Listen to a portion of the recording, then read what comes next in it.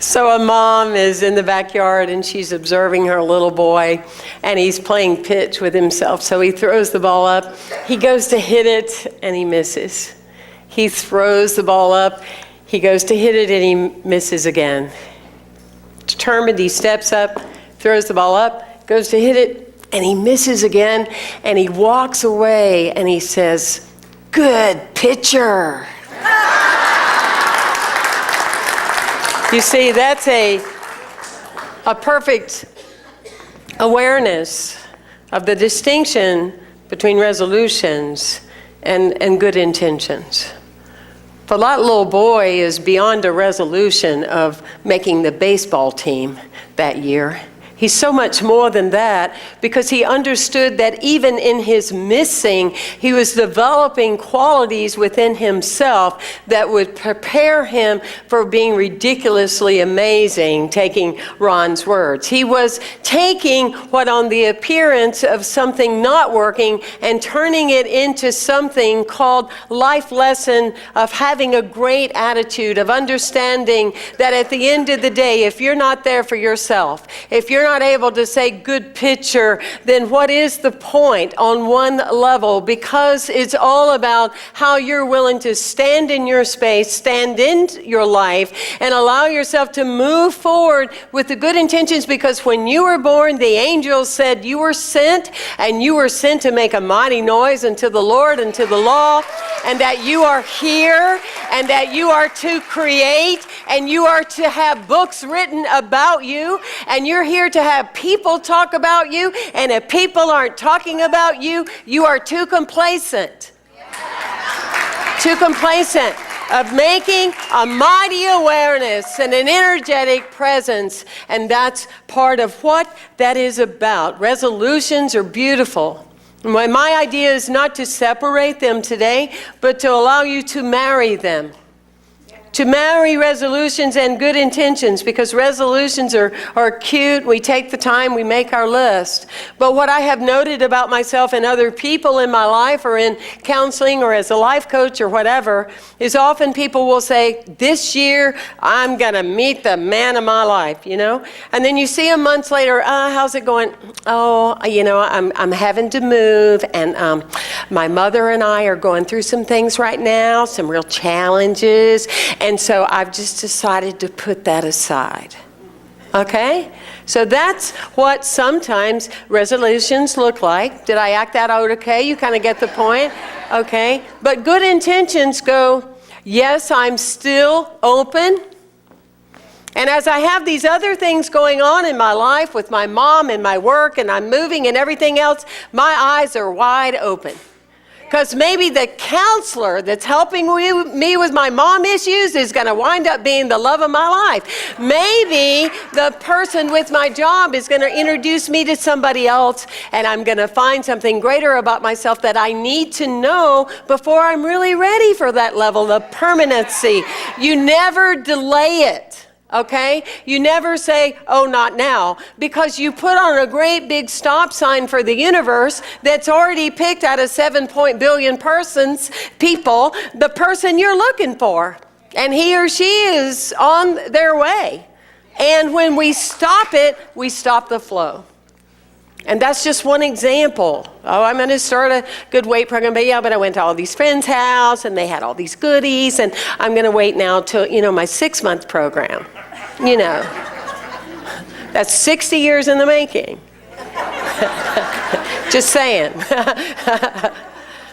So I love to go to the theme parks, and we're fortunate in Florida that we have so many, right? And so I love the experience of being in that childlike presence. And so I was thinking about a couple of stories that one time I went to one of the theme parks, and I was with my family, my brothers and their children, and we were at a side cafe.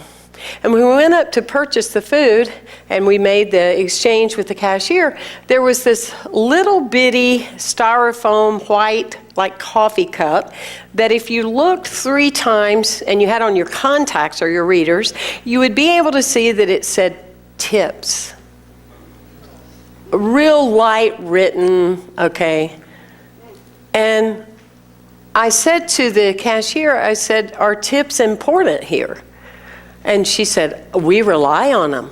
Really, that's where we make our real money. And I said, well, if I may, if you don't mind, may I say that what you are showing here with this little tiny cup is not reflecting the consciousness that tips matter. Are you interested in what I have to say? I mean, I'm asking her that. I'm not willing to ask you that right now. But anyway, so I said, we need to get you a big glass jar. And we need across the front in large magic marker, tips appreciated, thank you. And you need to start out with $5 and $10 and $20 and $50 bills in there. Okay? And there you go. Those are intentions towards your values of what you say matters to you. Right? I was there during the Christmas season at one of the theme parks, and I was with friends and my godchild. And so when we came up to make the purchase for her ticket, the lady said to me, how old is she? And I said, she just turned 3. And she said, well, if you tell me she's 2, you don't have to pay.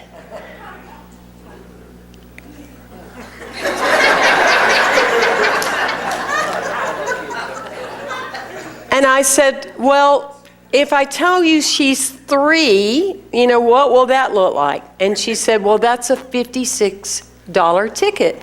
And I said, I will rejoice at paying the $56, because if I do not pay this $56 to you today, I will pay this $56 many, many times again in my life, because our intention is to live in the truth, yes? And it is to live in this process that we call life. We never, as Robert Bitzer would say, we never sacrifice principles, not only on a sale, not only on a special occasion. We live what we are committed to, right? And that's what good intentional people realize, is that you're not really needing a shortcut. You're not really wanting a quick fix. You're into permanency. You get that this isn't your first lifetime go around. This certainly won't be your last. So whatever you're taking at the end of this carnation, you're taking with you. So you put in the time and invest it. God's delays are never God's denials, if we are willing as intentional spirits. It reminds me of these construction workers. They have lunch together every day in the same place. And the guy, this one guy, he opens his lunchbox and he goes, oh, my gosh, peanut butter and jelly again? So finally one guy said to him, well, why don't you tell your wife to make you something different? And the guy said, I'm not married. I make my own lunch. And to me, that's why I get invigorated to come over here on Sunday morning and be with all of you, so that I too, as a student of life, can realign with the fact, as an intentional spirit, that I make my own lunch. That I am a byproduct of my own understanding and wanting to develop a greater understanding of who I could be and can be, and not only that, but will be. In Matthew 13, 45, 46, it says, there is a great merchant. And this great merchant, he went out and he looked, and when he saw the pearl of great price, then he said, I will take and sell all the other things I have in order to have this one. And that's how you live, is you do not ever let go of what you have said is your true intention. You see, whatever you're wanting, whether it's a dream or whether it's to find love again at 85 or to renew love at 25, or whether it is to master something, you never take the first pearl that comes along if it is not the first pearl. Right? You wait and stay in this space of this energy of waiting till you see exactly according to your own intentions, this is it. This is it. Life is never saying no. It is not saying no. It just simply may be, as April says, you're in process to get there to the magic thing. It reminds me of this man. He's not happy with things going on, and he goes out in the forest and he says, I quit my job. I quit my relationship, and I'm going to quit my life, God, unless you can give me some kind of reason that I'm supposed to stay. And the skies open up, and the Creator says, what do you see around you? Look at the fern and look at the bamboo. Look at them. They were planted the same time many years ago. And that fern in the first year grew and grew and grew, but I did not quit the bamboo. And in the second year, that fern covered the ground. Bamboo did nothing. I did not quit that bamboo. And the third year, the same. The bamboo showed no appearance of anything, but I did not quit it. Fourth year, nothing on the appearance did it show. Wow. But the fifth year, there was a little growth with that bamboo.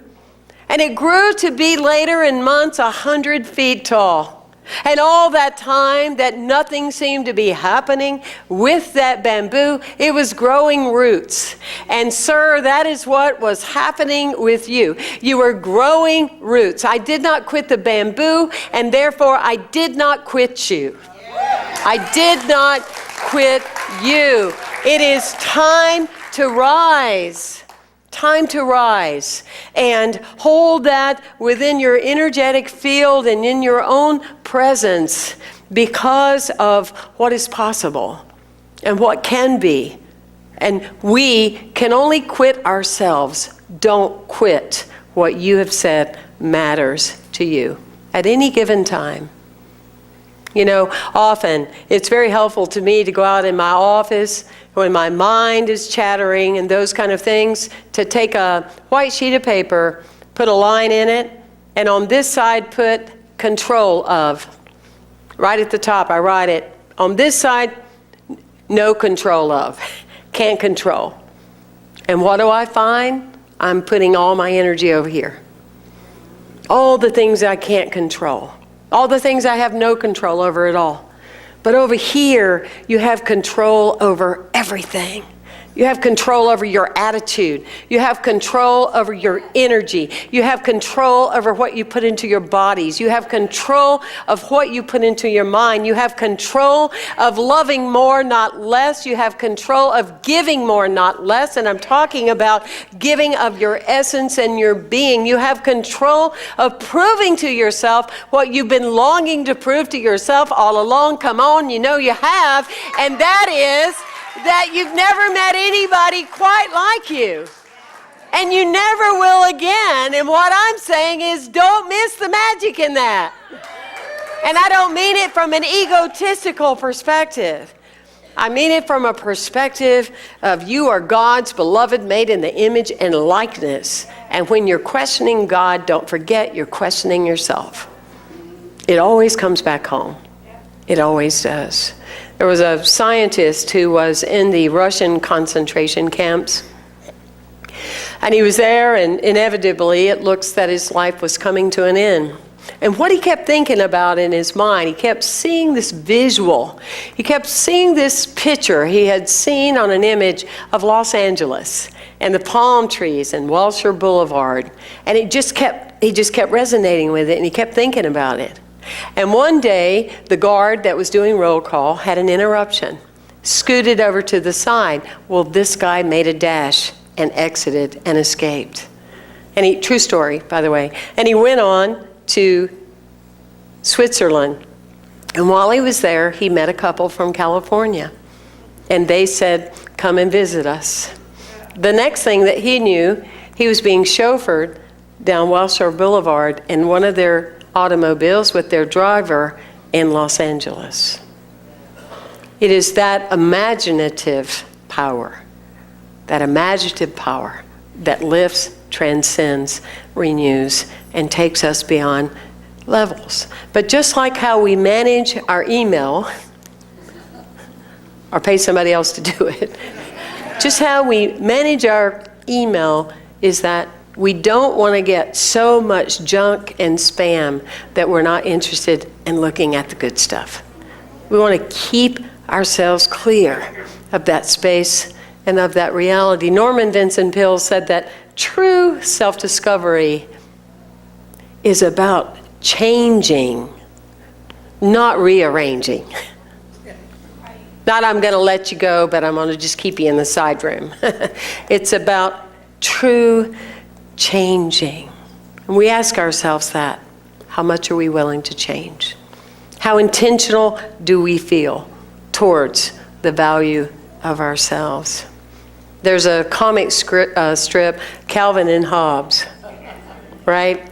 And Calvin said, you know, God has given me so much to accomplish in this lifetime, and I'm so far behind, I'm not going to be able to die. Isn't that the beauty? Isn't that the joy of not dying while you're living? Right. We are so blessed. Speaking of intentional, our beloved Michelle, bless us with the song, would you, sir? Don't we want him to come? Yeah.